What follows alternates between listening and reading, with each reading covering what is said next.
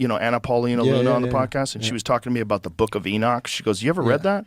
And but I was that's like, not "No." included in the canonized. Here's why: because of rabbis, a bunch of rabbis said it didn't align with the Torah, and so they yanked it out. But it's an original biblical text, or at least a part of the original religious text that they found in the Dead Sea Scrolls in Qumran. When they found those clay tablets, the Book of Enoch was in there along with the Book of Isaiah. We need to call Wesley The Book Huff. of Enoch is nuts. That's I talked the to Wes Giants Huff about one. it. That's the Giants It's one, not right? just the Giants, it's aliens. It's about the Watchers who came down and mated with human beings. Bro, I'm reading it right now. I know you are. I already know.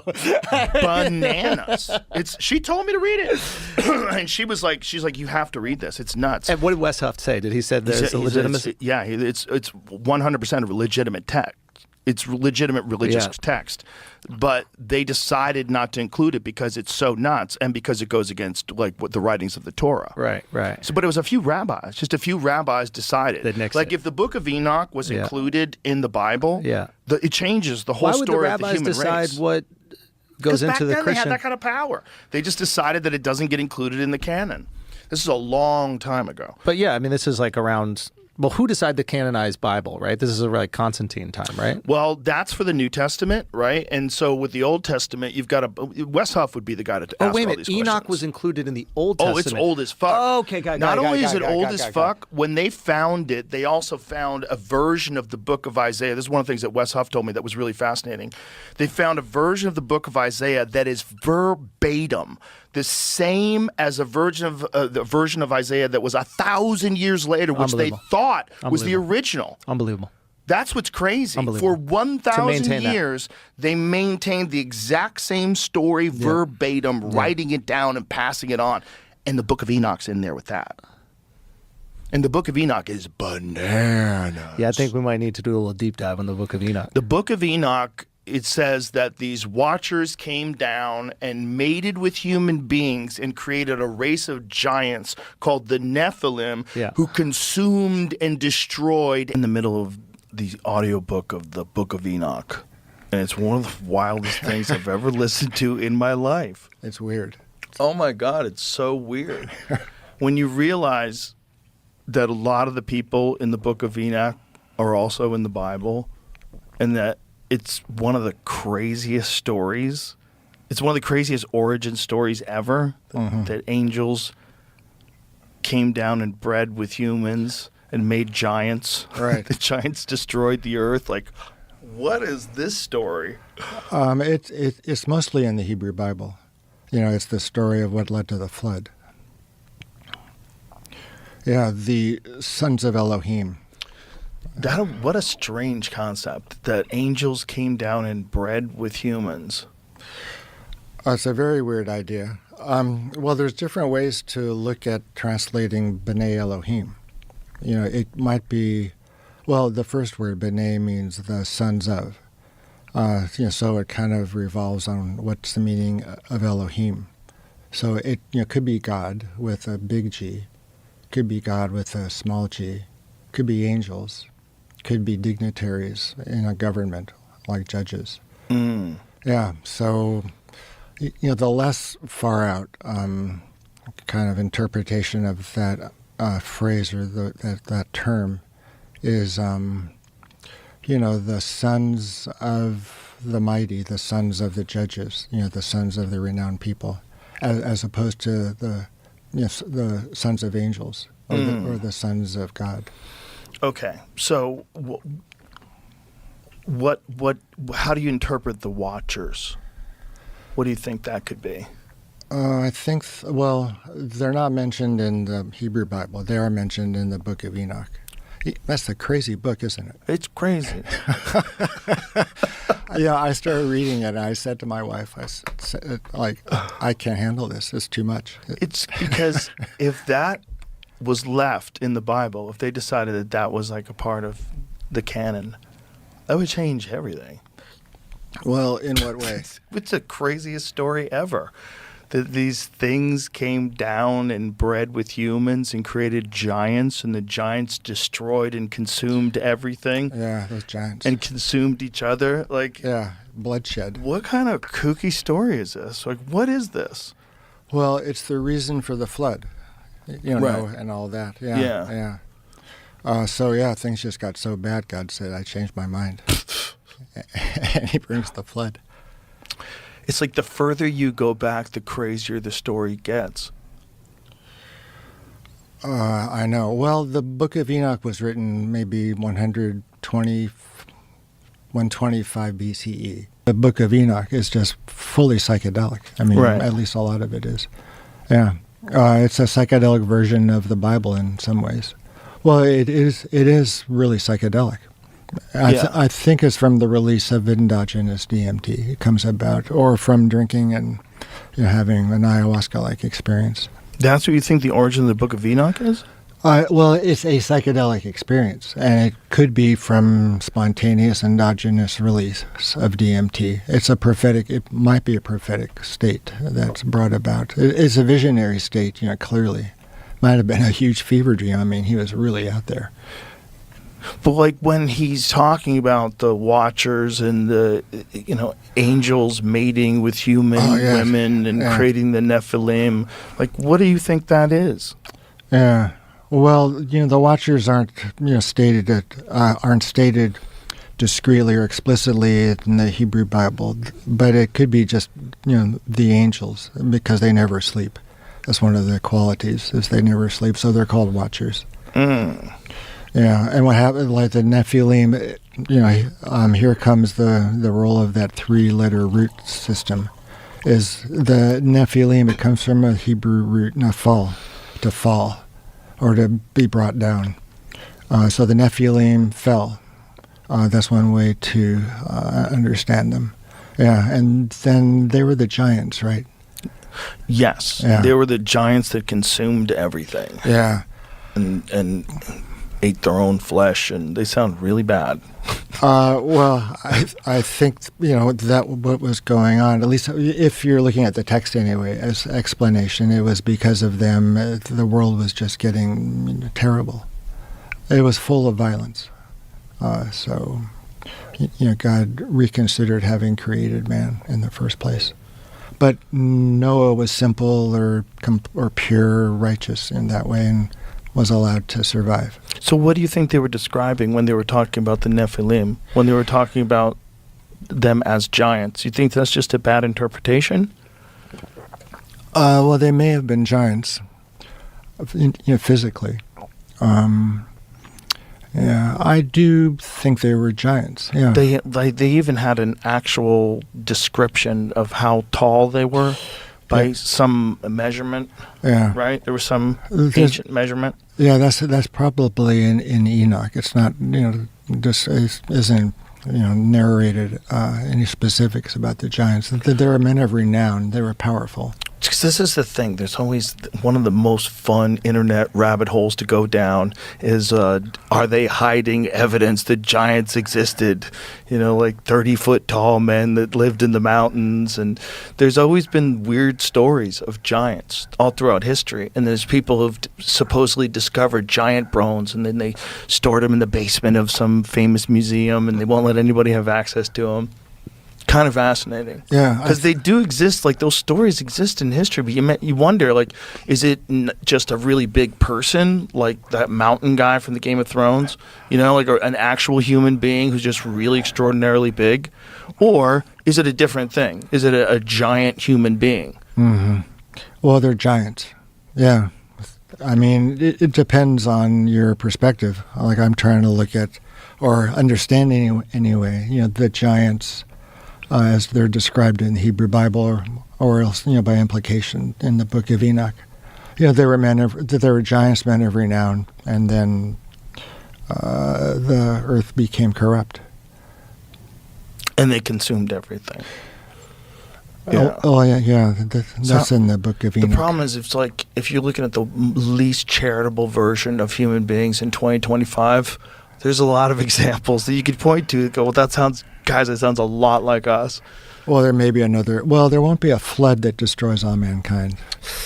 God promised there'd be no flood that would destroy all mankind. That's the reason that we have the rainbow, or that's the the meaning of the rainbow is the covenant. God made a promise that he wouldn't flood us anymore. That he wouldn't destroy all mankind. All mankind with a flood. With a flood. But that doesn't rule out, let's say, other things. But don't you think whoever wrote these stories, don't you think that was a regional event?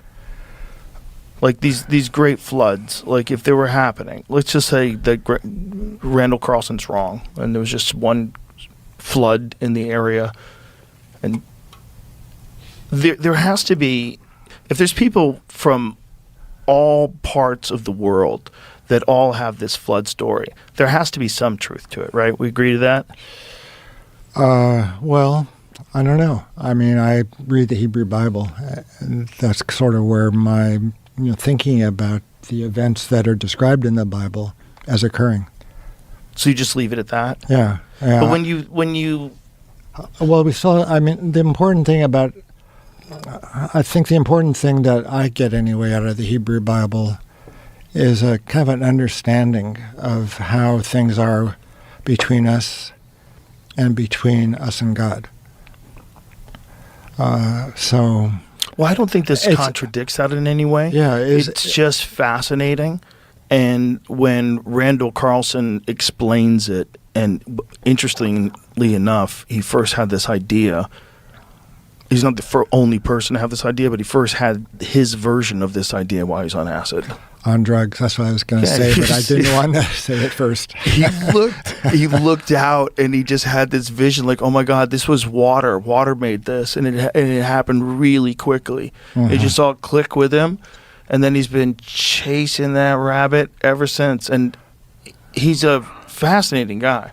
When you hear him talk, he's so well read in the subject and can just recall information so effortlessly. So it's a really fascinating guy to listen to talk about it because he's very compelling. Yeah, but I think those younger Dryas impact theory folks are right.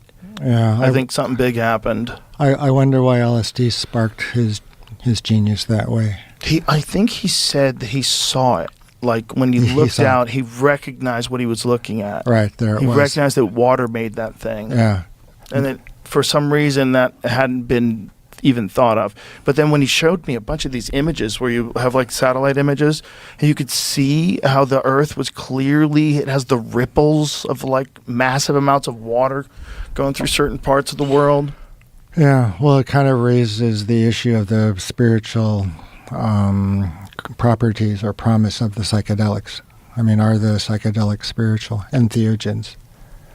Yeah, I just don't know if they. I'm beginning to believe they more enhance. They have to have something to work on. They can only work on who you are, and I think they just work on who you are. I don't think they necessarily, generate their own information that they're somehow transmitting to you. Yeah, it's the question of how psychedelics work. What are psychedelics doing? I think psychedelics, or the psychedelic state, will play an important role in shaping this virtual universe that seems to be taking hold, entering. Well, it's really weird considering that it was 1970 when most of these psychedelics were made a Schedule of 1 substance. Controlled Substance Act of 1970. Yeah. Imagine that didn't happen. Imagine Nixon was not president. That didn't happen. That didn't go through. And the world evolves technologically at the same level that it has now, but also has access the entire time to all these different psychedelics legally. I think people were tripping hard even after they were illegal. I'm sure they were, but I bet they weren't as much. Yeah. It's dangerous. People will get put in jail. People don't want to lose their lives because they want to, take a tap of acid, so that they didn't do it. It's a real deterrent for a lot of people that want to have a good future. They go, fuck that. I don't want to do drugs. But if mushrooms were legal, you might have made a completely different life choice a long time ago that made you happier. Right. Well, or not, but the option to try should be yours. So you're pro-legalization. Yes, and it certainly shouldn't be restricted by people who haven't experienced it. That doesn't make any sense to me. Like, why would a person who has never experienced psychedelics be able to tell people who've done psychedelics that they can't do them? That's nuts. Like, you don't even know what you're talking about. You don't have any experience in the state of mind that is enhancing these people's lives that have come back from war.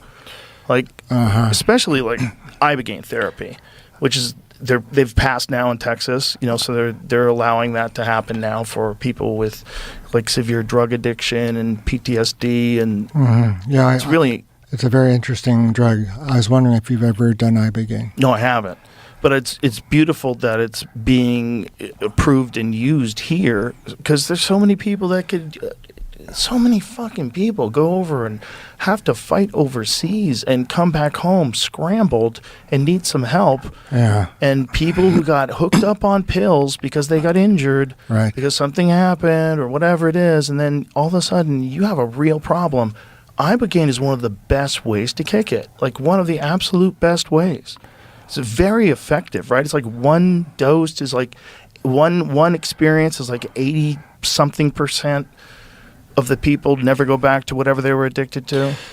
Yeah, I'm not sure if it's because of the drug or the belief in the drug. The guy who first started to, kind of popularize ibogaine was a fellow named Howard Lotsoff. Very cool guy. Met him sort of during his late phase, but he, like as a young man, he was addicted, to heroin. And he heard about ibogaine as a drug to just trip on and have some kicks. Yeah, and he stopped, and he found himself just not using opiates anymore. Wow. Yeah. The origin stories for ibogaine are really fascinating. Yeah. So before that, people didn't know that you could use it to kick drug addiction? Not that much. No. Well, is drug addiction ubiquitous throughout history? Is there always been people that are addicted to drugs? It's just when does it start getting recorded about people with addictions, actual addictions to drugs? Yeah, I don't know. There was the idea of addiction in the 1800s, maybe even earlier. It was kind of an American, British idea. Like, did they know they were alcoholics in the 1400s?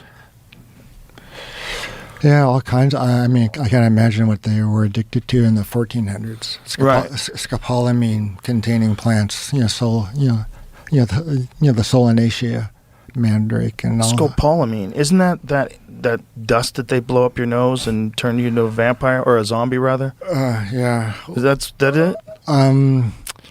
Scopolamine. Oh yeah. Isn't that like that? Right. It's a zombie drug or something. Yeah, some sort of a zombie drug. Yeah. Right? Isn't that scopolamine? Yeah. Well, do you know Dennis McKenna? Sure. Yeah, he tells the story of scopolamine. I'm in Mexico. I hope I'm right. It's a great story. Devil's breath. That's right. Devil's medication breath. Used to treat motion sickness and post-operative nausea and vomiting, but it also does something wacky. Yeah. Like if you take large doses of it, that the devil's breath thing. So you can get it in Dramamine. That's what Dramamine is, right? It's an anticholinergic, like the scopolamine drugs are. But isn't like the stuff that makes you less nauseous when you're seasick? Like isn't that like compazine? Does Dramamine have this stuff in it? Says they're not the same. It's not the same? Yeah, one is... Sorry. Dramamine is oral antihistamine called dimethylhydrinate, while scopolamine is a different prescription-only anticholinergic medicine, particularly in patch form, used to prevent motion sickness. Okay. So they put it in a patch form to stop motion sickness, whereas Dramamine is the oral thing that stops motion sickness. Got it. Fentanyl's also in patches. That's the best way to take it. It is a weird thing. So, but scopolamine you can get in a patch, and it is for motion sickness, right? but it's when they blow it up your nose that it's not good. Yeah, well, it's really it's the active ingredient in Jimson weed, loco weed. And what is that? It grows in the Southwest. There's a lot growing, or in Loco weed, New Mexico, Jimson weed, loco weed. Yeah, it's got scopolamine, and it will cause effects. Well, one of my patients when I worked at the VA in La Jolla, was an alcoholic, back in the day. Took Jimson weed tea, drank a lot of it, wandered off to the desert 2-3 days, one of those kind of stories. Came back. He didn't remember a thing, but he stopped using alcohol. He was brain damaged, though. Whoa. Sorry to say. Yeah. Brain damage from that? From either being in the desert or from the scopolamine. He took too much. Oh, wow. Yeah, it's a crazy drug. Yeah, it is useful. One of the... I would rather get motion sickness. Yeah. That sounds terrible. Yeah, if you take too much, or you have a bad reaction to it. Yeah. Yeah, what do you think's going on with American health? That's a good question. Yeah. Well,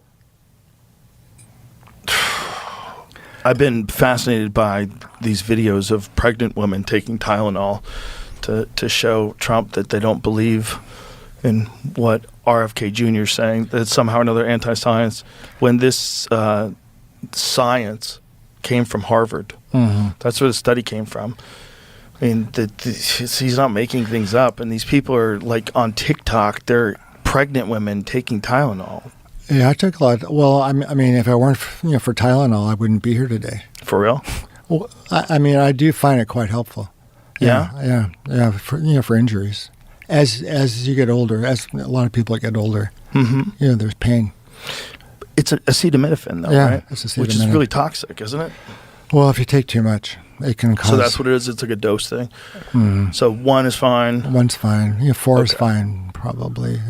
After 4, can upset your stomach. Liver toxicity is possible. But if you stay within normal limits, it seems to be fine.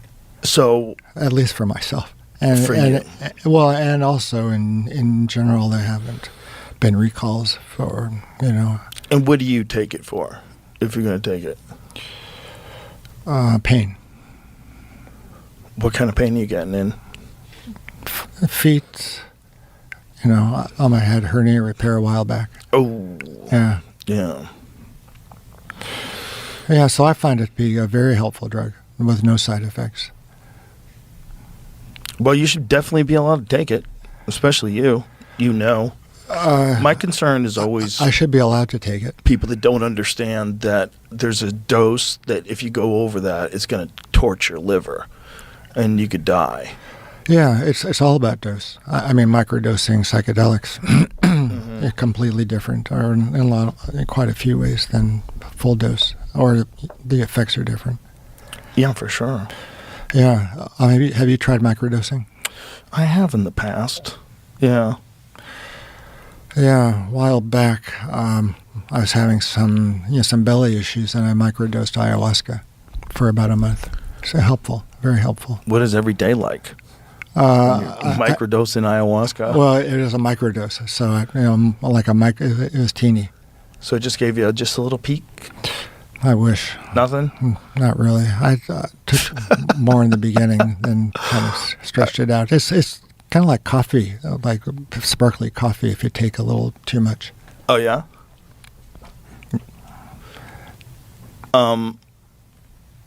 What do you think would have happened if that 1970 sweeping act didn't take place? What do you think the world would... How much different? Have you ever contemplated it? How much different would the world be? Not really. Not at all? Good for you. Good for you. Why waste your time? Well, I mean, when I tried to get my DMT study off the ground, I mean, that was pretty weird. That was, 2 years of just, backbreaking labor. What year was that? Where it started? I submitted the paperwork in September 1988. I gave my first dose of DMT in November 1990. And I gave a lot of DMT then. I went kind of crazy for the next 5 years. And you were doing IV drip, slow release, right? No, it was one big dose. One big dose IV? Yeah, bolus, IV bolus. Yeah. Yeah, so our high dose was 0.4 milligrams per kilogram. And the highest dose is now being used for 0.3. Nobody has gone back up to 0.4 on a regular basis. Yeah, so people really went out there on 0.4. They were pretty scared. Yeah. They weren't sure they were coming back. Oh, Yeah. they weren't sure they were coming back. Yeah. That is a fear. That's a fear of all psychedelic experiences. You don't think you could shut it off.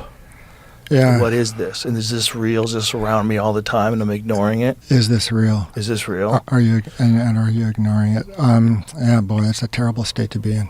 Terrible. Excuse me. That's why. Yeah.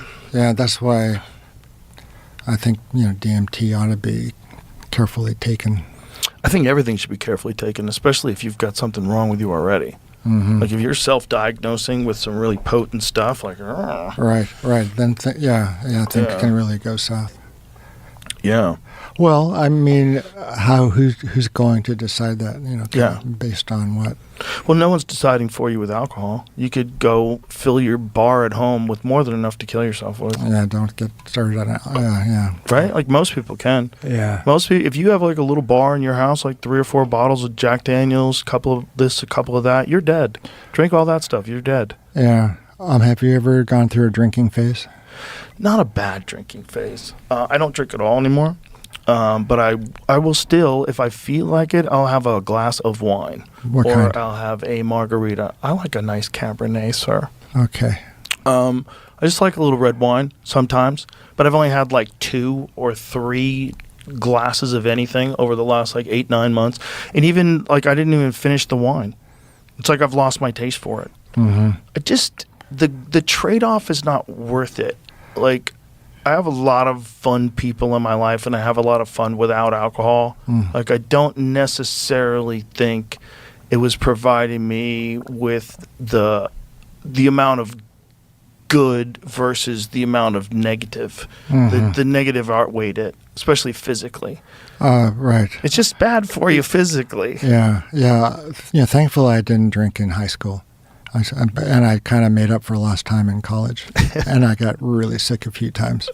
Yeah, so it's rough. I just stopped drinking, like to that point anyway. Well, it's like people are having a good time, and I get it. And if you're young, and I get it, I did it too, but it's not good for you. No, And it's not good for your decision making too, because then the next day you're like, ugh.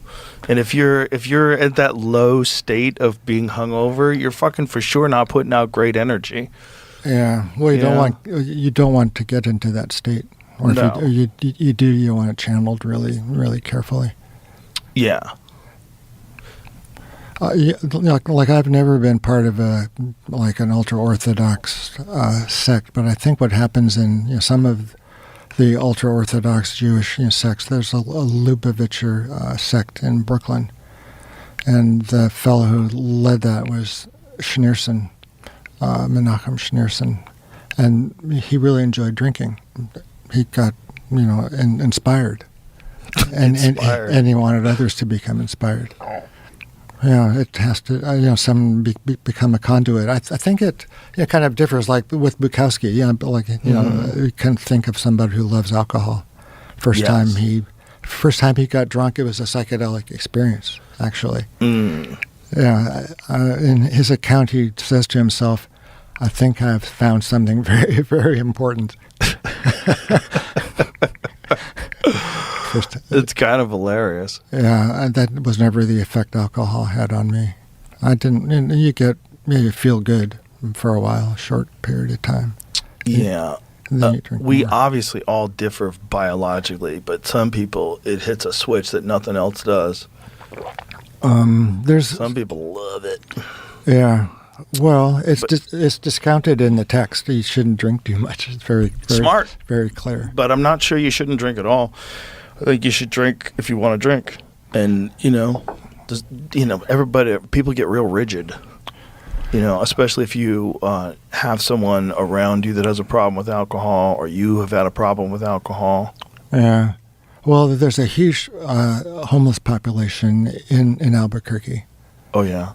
Alcohol plays somewhat of a role. Yeah. I played a lot more in the Navajo reservation when I lived in Gallup. Yeah, I think people just use and abuse drugs. Right. There's also those things, they sound like there's not a lot of opportunity in the places you're describing, right? Right. So if you don't, you just want to not feel anything. You're outside a reservation. Or on one. Or on a reservation. Yeah. I mean, I'm in the middle of the audiobook Empire of the Summer Moon for the second time. Okay. It's all about the Comanches and I don't know that the book. war between the settlers and the Comanches Oh, here. really? It's crazy. Oh, yeah. And I'm in the middle of this, and I'm thinking, like, have people always been this horrible, and we're just sort of catching up to it now? Well, that's taken into account in Cain and Abel, the Cain and Abel story. Sure. The first two children, one murders the other. So it started way back. It starts way back with a bang. And you just go, God, have people always been this awful? From the beginning. Yeah, there's a line in the text that God is going to destroy mankind. No, what happens here? I think he decides people will only live 120 years at the most because their inclination is bad from the get-go. And 120 years is enough time to repent and become a better person. Wow. So you're given 120 years to deal with what you were born with. But this book, this Empire of the Summer Moon, it just makes me think, when you think about what life was like for the people that lived here before the European settlers arrived, and how quickly everything went away. Historically, in terms of like the timeline, it was only a few hundred years, and it was just completely gone. Yeah. Well, the Garden of Eden lost. There was a lot of war. That's the thing that everybody likes to leave out. Like, I'm fascinated with Native American culture. I'm fascinated with this Comanche civilization that lived here, because this book, Empire of the Summer Moon, is just, it's so interesting. They were so fierce, and they lived right here. Yeah. Well, there's 29 pueblos in New Mexico. And, the Pueblo are peaceful folk. They're agricultural. Yeah. That's been their heritage. The Comanche were not. And one of the things this book talks about is how a lot of the Apaches were not on horseback, and they were. And that they were literally wiping out bands of Apache and forcing them to go to Mexico. It's like, this has always been, there's always been, once they've had horses, which is really like after the Spaniards got here. Right. Then once the Comanches figured out horses, they got really good at it. And they were like an impossible barrier to get through this part of the country. Yeah, there's mostly Navajo around where I lived in Gallup. And they were nomads. They raised sheep. Spun. Sure. And then on the eastern side, a lot more agriculture, right? Yeah, it's just all the space in the south. The amount of time that it took for everything to get pushed, where if you're a Native American and you're it's 2025 for you and you're living on a reservation, you're like, whoa, what happened? You start going into the history of it, like, how many people died? Like, what happened? Is there Comanche presence in Texas? A lot of signs, I'll tell you that. A lot of the signs are like Quanah Parker Lane. He was the last Comanche chief. Yeah. Well, they always name things after what used to be there.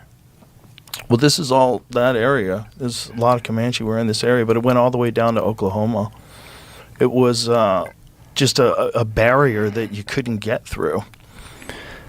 Yeah. Well, it was fun living in Gallup. It was mostly Navajo. Yeah. Yeah, very low key.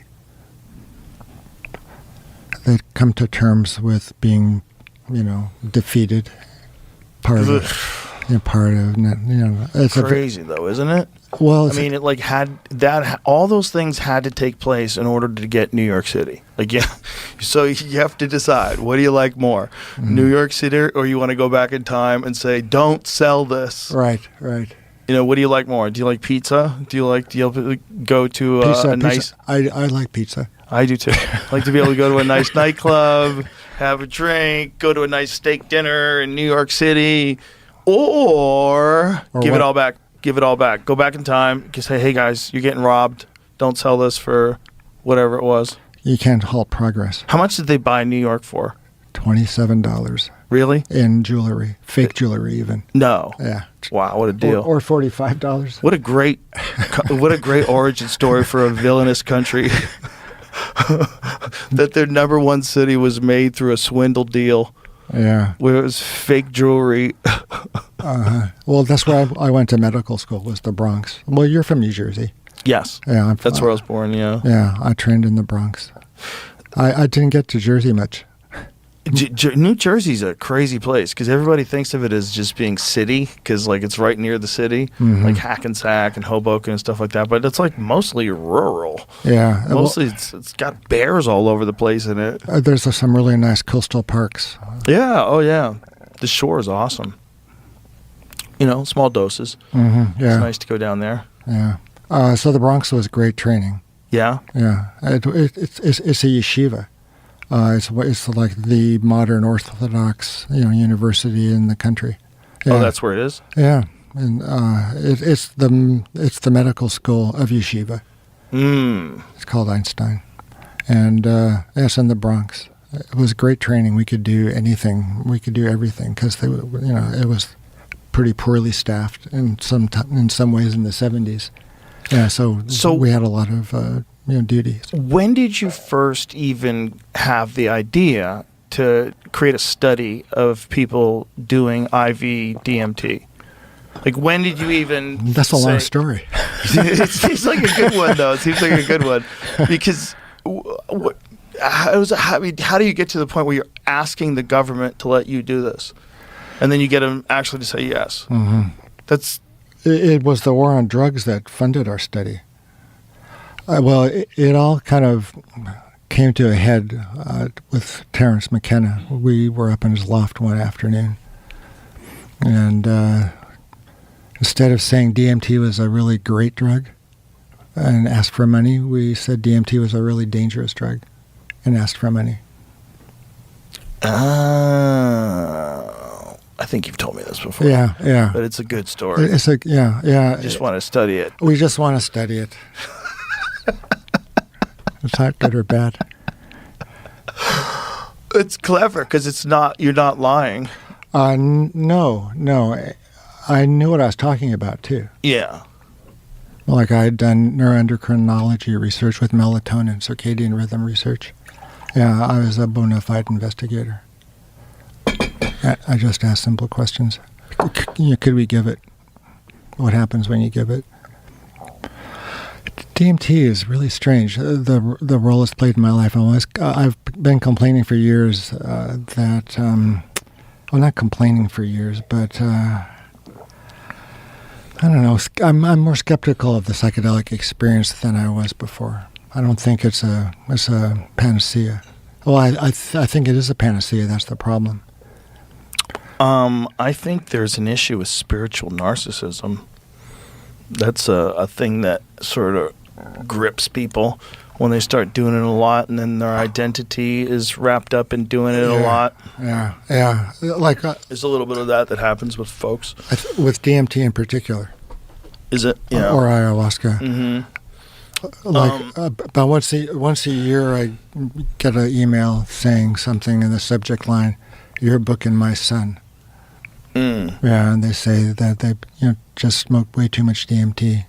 They were in the hospital or in prison. Oh, Jesus. Yeah, it became messianic, like you said. Like you believe you know more than anyone. And if they just listened. Yeah. False messiah. Well, there's some interesting stories of false messiahs.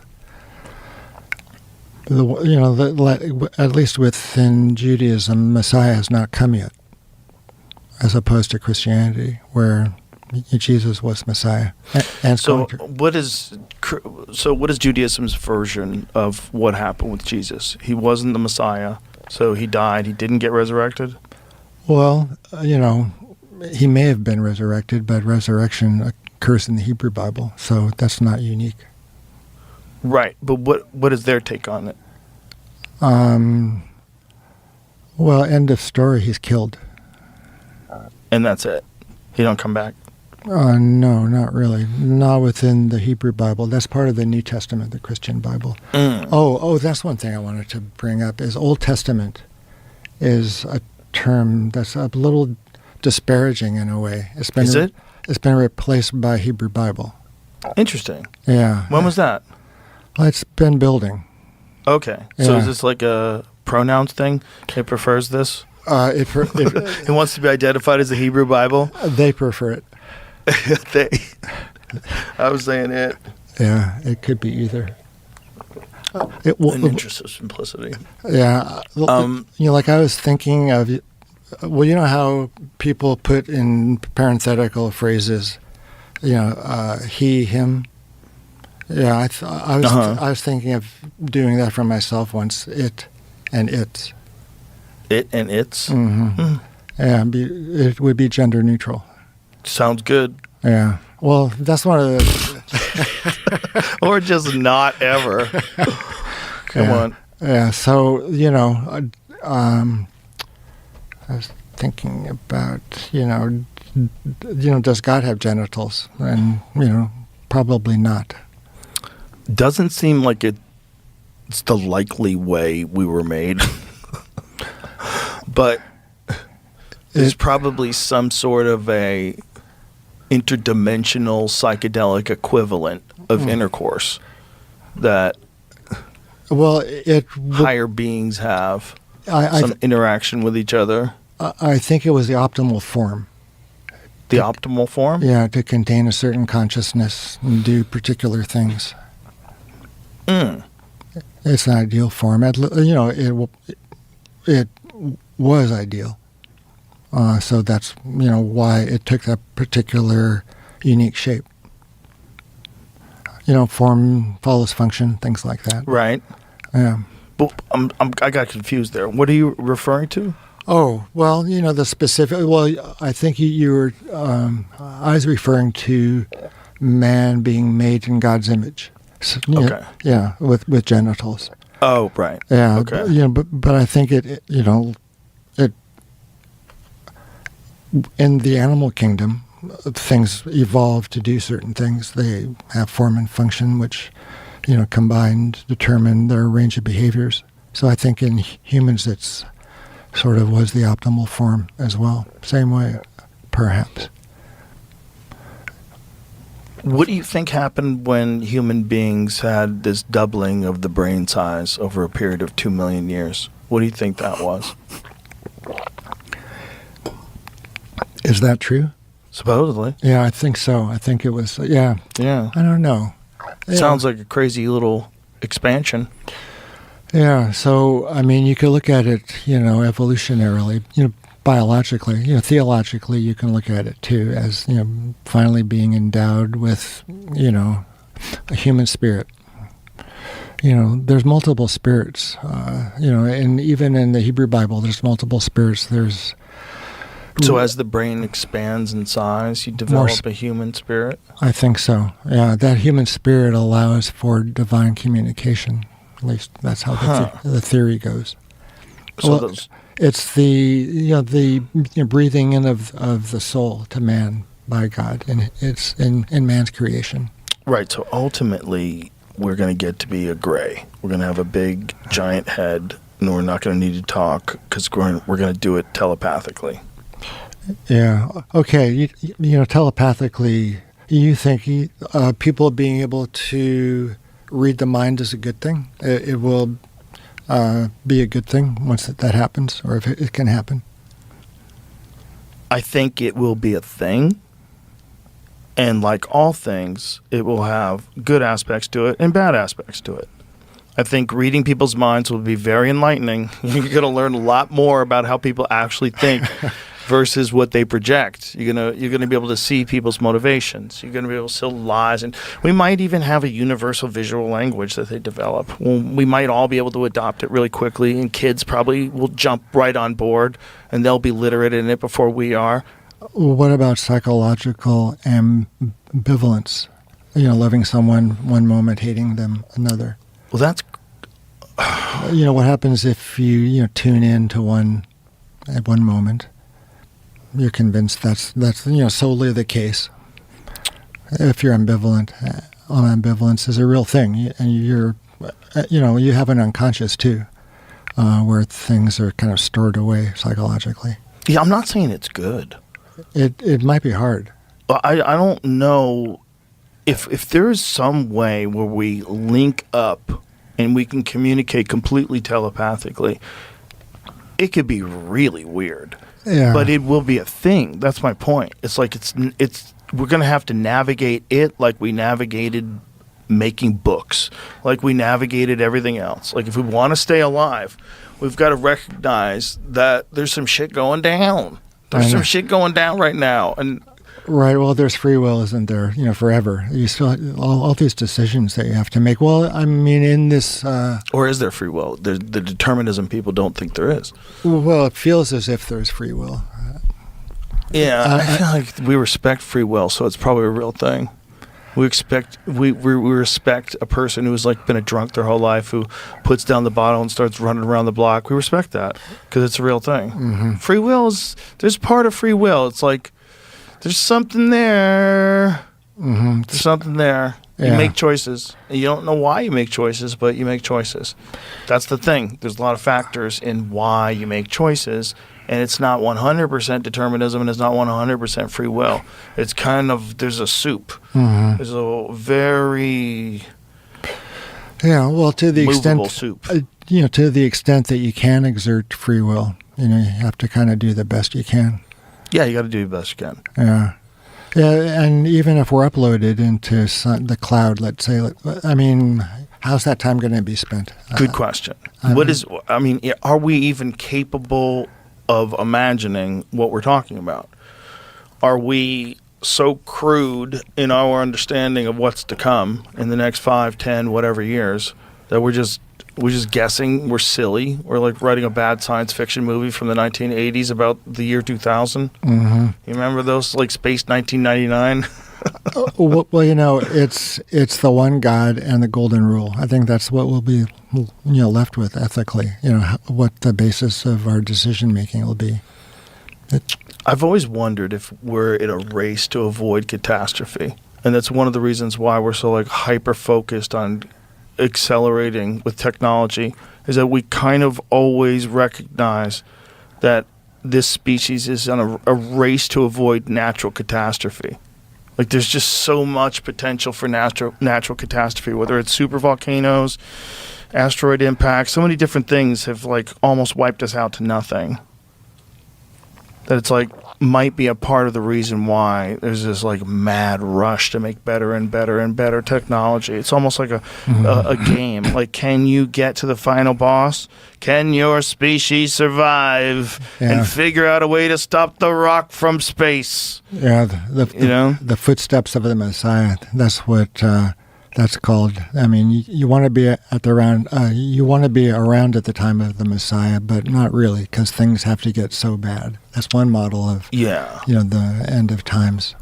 There's also a lot of people that don't recognize that being a human being on Earth is being a passenger in an organic spaceship going through the universe. Mm-hmm. Like there are real celestial events that they have to keep their eyes on, which you haven't experienced in your life. So you're like, but no, there's giant rocks that killed the dinosaurs, and they're still floating around, same size rocks. Yeah, I know. And they can't stop them. They don't know how to stop them yet. Like, don't listen to any of these fucking people. Oh, if we saw it, we would do this and do that and sleep tight at night. No. No, if there was some gigantic state-sized chunk of metal flying through the galaxy, we would have a real problem. Mm-hmm. Yeah, it might wipe out all of humanity. Yeah, it might wipe out all of humanity. Yeah, And it probably came really close to doing that a few times in history. That's what I think. yeah, It's the only thing that makes sense. If we know that we're hit all the time, we all accept the fact that the Yucatan impact, that's what killed the dinosaurs, and there's been a bunch of them throughout history. We find craters everywhere. Everyone knows that we've been hit multiple times. The Tunguska thing in Russia, yeah. where it flattened this enormous patch of forest that's still flattened. Have you been watching season 2 of Graham Hancock's Ancient Apocalypse? I didn't work? watch season 2 yet. Yeah. No, I watched season 1 though. Yeah. What's season 2 about? It's like the Americas, right? Yeah. Yeah. Yeah. Yeah, the Americas are crazy. Yeah, I like Graham. Oh, he's the best. Yeah, he's hardworking. Oh, he loves what he does, man. He really, really does. And the fact that he's finally been over all these attacks, he's finally been vindicated, and people are starting to accept more and more things, are probably a lot older than we want to believe.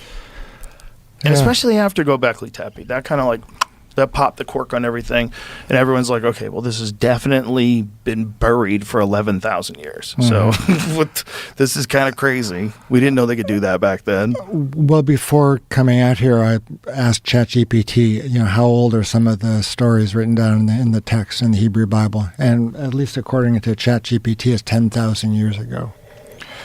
So Oh my God. Something may have happened at that time. That makes sense. Yeah, that's a very interesting finding.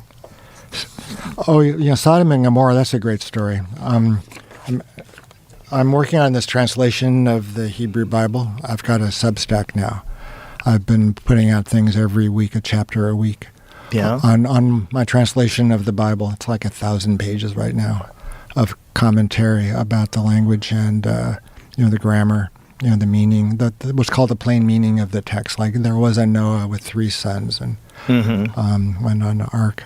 Yeah, so that's like my big project, but I'd like to do a smaller one about Sodom and Gomorrah and the figure of Lot. I think that's a really incredible story. I've spent about maybe 2 to 3 weeks looking at that, Lot, his virgin daughters, the men circling his house, they're asking to know him. He ends up, in a cave with his 2 virgin daughters. They get him drunk, and he sleeps with them.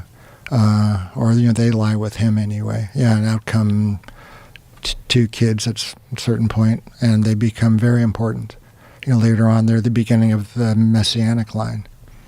So it's a very intricate, tale with a very, I think you can make some cool conversations between some of the main personages in the narrative. There was a book called The Red Tent.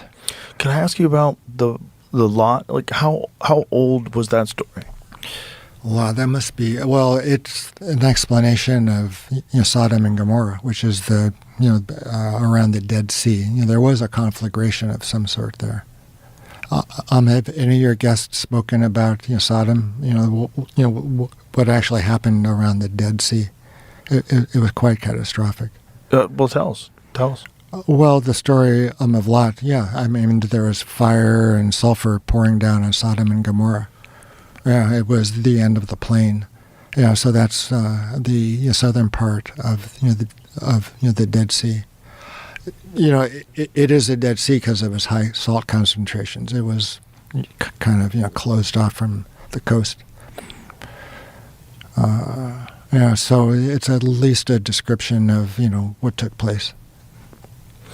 What do you think it's describing? Well, I mean, my perspective is A volcano? it actually happened. Yeah, but people think a volcano. Some kind of volcanic activity. It totally sounds like a volcano, right? And we know that there's been a bunch of those that have almost wiped people out entirely at certain points. The Toba volcano, that one? No. We got down to, I think we've looked this up before, but I want to say they think we might have gotten down to just a few thousand people. On the whole planet. Like 70,000 years ago. 70,000 years ago, there was a massive supervolcano that went off, and it, plunged the Earth probably into nuclear winter. And they think that our genetic line entirely of the human race on Earth came from this few thousand survivors. Joe, can we take a Yes. break? You gotta pee? Yeah. Yes. We'll be right back, folks. Seriously. We're back. Yeah. So we were talking about the alternative. Yes. Explain universe. what you mean by that. Like that these things are happening in an alternative dimension. Right. Yeah, I think they're happening in an alternative dimension. Like when you smoke DMT, you return to the same place each time. So there seems to be some reality, some DMT world that people enter into. And it's one of my volunteers, one of the subjects in the DMT research. He got a big dose one day, and then a few months later, he got another big dose.